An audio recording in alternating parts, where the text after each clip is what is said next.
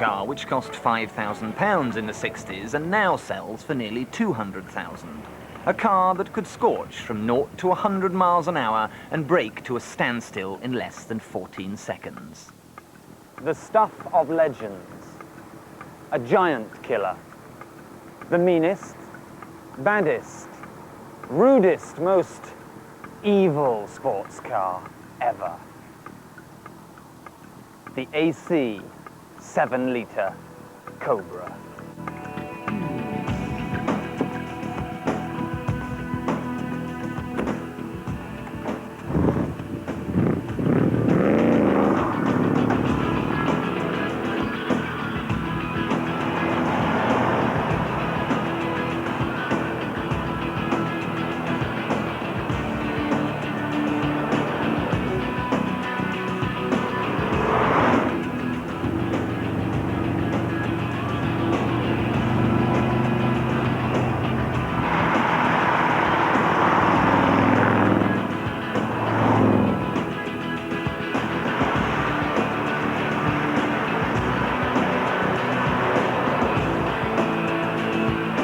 Back in 1953, AC Cars launched their stunningly beautiful Ace. Pretty but not that powerful, it took a smooth-talking Texan called Carroll Shelby to shoehorn a series of V8 engines into the Ace, turning it into the legendary Cobra. The most outrageous of which was the 427.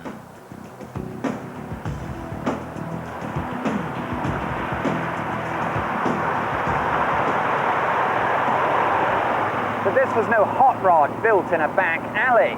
The early 289 Cobras, that's the ones with the 4.7-litre engine, had cart springs, Stone Age suspension. So to cope with all the power, Ford got their computers at Dearborn to design a new chassis for the 7-litre. And it had anti-dive and anti-squat characteristics and coil springs at the back. An ultimate power it was. Top speed was 165 and 60 came up in a bowel-shattering 3.8 seconds. It was the fastest car the world had ever seen. Instantly it became known as a killer car. One Californian lost control at 100 miles an hour, his Cobra spinning no less than 10 revolutions before it went over a cliff. In 1969, a borrowed Cobra killed both its occupants by hitting a wall at 120 miles an hour, leaving skid marks 300 foot long. And one 18-year-old American plunged to his doom 200 foot down the Aspen Pass in Colorado. There was so much power from the back wheels that you could literally rip ruts in soft tarmac.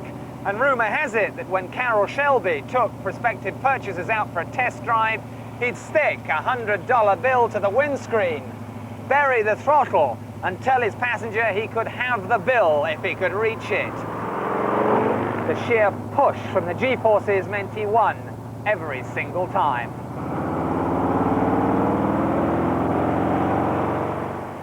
And despite officially stopping production in 1967, replica Cobras are still made here at the AC factory in Weybridge, Surrey. Traditionally hand-fettled with bodies painstakingly beaten out of aluminium. So why is this one legend that refuses to be forgotten? It's a primeval sports car. It's one of the most blood-curdling cars that's ever been made, and I don't think anything else has ever been made like it since. It's a product of hand-built British craftsmanship. The people that buy them are true car enthusiasts. I've always said that someone who thinks that they can tame a Cobra is an absolute fool that needs respect at all times. The earlier Cobras, the 5-litre Cobras, you could tame. The 7-litre Cobras, you think you've tamed them, you abuse them once and they bite you back. You have it facing the other way around. You never ever tame a 450 horsepower car that weighs 1 ton. Because the Cobra's natural habitat was the racetrack, many were written off and destroyed, and it's not unknown for the less than scrupulous to build a complete new Cobra using just an old chassis number. Back in the days when they were raced, they were wrecked, new parts were bought, new chassis. Next week, the same car's back on the racetrack, the old tangled mass is still in the garage somewhere, titles are changed over, nobody bothered. And I suppose a good Cobra is what, worth a 427, certainly, 150, 200 grand? 150, 200,000 pounds, so it's worthwhile people dragging the old wreck out of the garage and rebuilding it.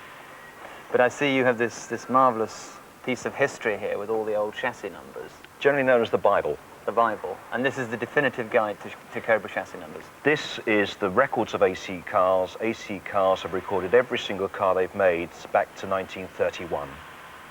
So let's take the 47 we've got here today, which is CSX 3167. Let's find out. Oh, here we have it here. 3166, 3167. It was produced by AC Cars on the 18th of the 8th, 1965. It was painted red with a black interior. There's your chassis number, and it was sent to Carroll Shelby in Los Angeles on the SS Risanja. And here is chassis CSX 3167. Now, this is no ordinary Cobra. This is the actual car as tested by John Bolster, the motoring journalist for the magazine Autosport, back in 1967, where he recorded such Olympian performance times that it made the Guinness Book of Records as the fastest accelerating production car in the world. And it's no wonder when you look at this, the mother of all engines. Now, here it is, a 427 cubic inch, 7-litre Ford engine out of the Galaxy 500. Ford built this engine to go NASCAR racing, and it's got a cast iron block, alloy heads, solid lifters, and a double pumper Holley carburettor, pushing out 480 horses. The 427 Cobra was swift enough to make even its fastest rivals look like they were going backwards, but not fast enough for Ford, who had bankrolled the Cobra project. Shelby and Ford wanted a car to win at Le Mans, and that meant doing 200 miles an hour, which even the Cobra couldn't do. So in 1966, Ford pulled out, and all in all, only 310 7-litres were made, instantly becoming collector's items.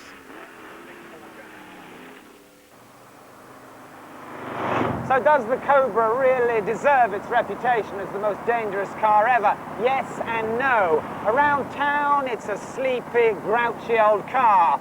But once you press that pedal, its character changes into something that should be fired from a rocket silo. There is this indescribable wall of power, and that's what can get you into trouble. The Cobra will lose traction at any speed, in any gear, and on any surface. And when it does, you better hope there's nothing solid in the way, because you'll be spinning faster than Torville and Dean.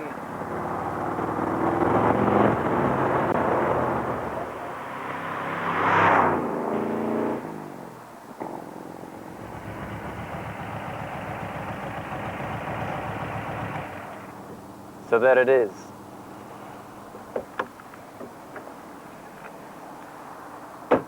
An ambition fulfilled, a childhood dream realized. I have driven King Cobra. I might not have tamed it, but at least I've lived to tell the tale.